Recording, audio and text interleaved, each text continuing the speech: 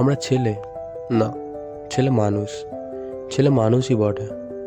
কেন একটা সময়ের পর দায়িত্বগুলো আস্তে আস্তে কাঁধের উপর এসে চাপে? কেন একটা সময়ের পর শখ আর টাকার মধ্যে টাকাটাকেই বেছে নিতে হয়? কেন পুজোর সময় সবার শেষে গিয়ে নিজের জামা প্যান্টের কথা গিয়ে মনে পড়ে? কেন একটা সময় এই চিন্তা মাথায় ঘোরে, যদি লাইফে কিছু করতে না পারি? আমি বাবাকে দেখিনি, তবে শুনেছি উনি খুব ভালো গিটার বাজাতো।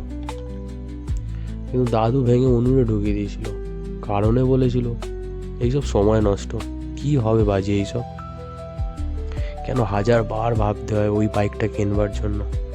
কেন টাকা এলে আগে মনে হয় যে ফ্যামিলির এই প্রবলেমটা এবার সলভ হয়ে যাবে? না না, এটা ভাবাটা খারাপ বলছি না, কিন্তু নিজের ওই ছোট্ট শখটা, যেটা ভেবেছিলাম টাকা এলে পূরণ করবো এইবার। আজকে একটা ফেসবুক পোস্ট দেখছিলাম, যেখানে লেখা ছিল, আজকের দিনটা হোক তাদের, যাদের রূপ সৌন্দর্য দিয়ে হয় না, পরিচয় হয় তাদের দায়িত্ব দিয়ে। Happy men's day.